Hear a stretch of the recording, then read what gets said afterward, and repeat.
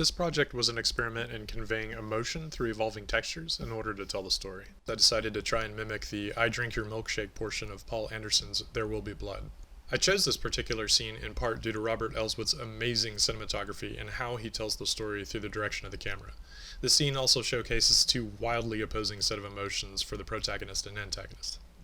As far as the experimentation phase goes, I wanted to apply texture to 2D models in a three-dimensional space, utilizing motion capture for the bulk of the animation. I wanted to see how well 2D planes could handle motion capture in that 3D space, and what sort of workarounds I might or might not have thought about in order to produce the animation in a believable but not distracting way. So I didn't want the mix of 2D and 3D to be distracting for the viewer. After I built the models and ran a few tests, it became apparent that even with textures applied to the 2D models, they stuck out from the background just enough to distract the viewer. So I stuck two-dimensional characters together, like an intersection, in order to fake the sort of volume I thought each model would need.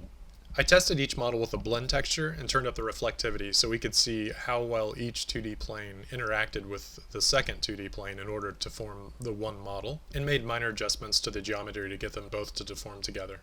The pipeline started off with utilizing a Vicon motion capture system. We would clean up the model in Blade and send that data over to Motion Builder. I built the rig and models in Maya and sent the skeletal information to Motion Builder as well.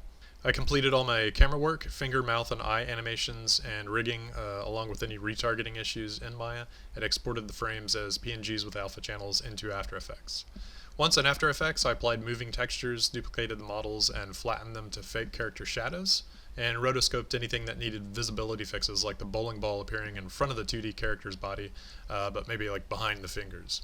I then keyframe animated the eyes, mouth, and fingers, added some quick FX at the end, and gave the scene a mixed soundtrack I made in Audacity, and added the voices from the actual film.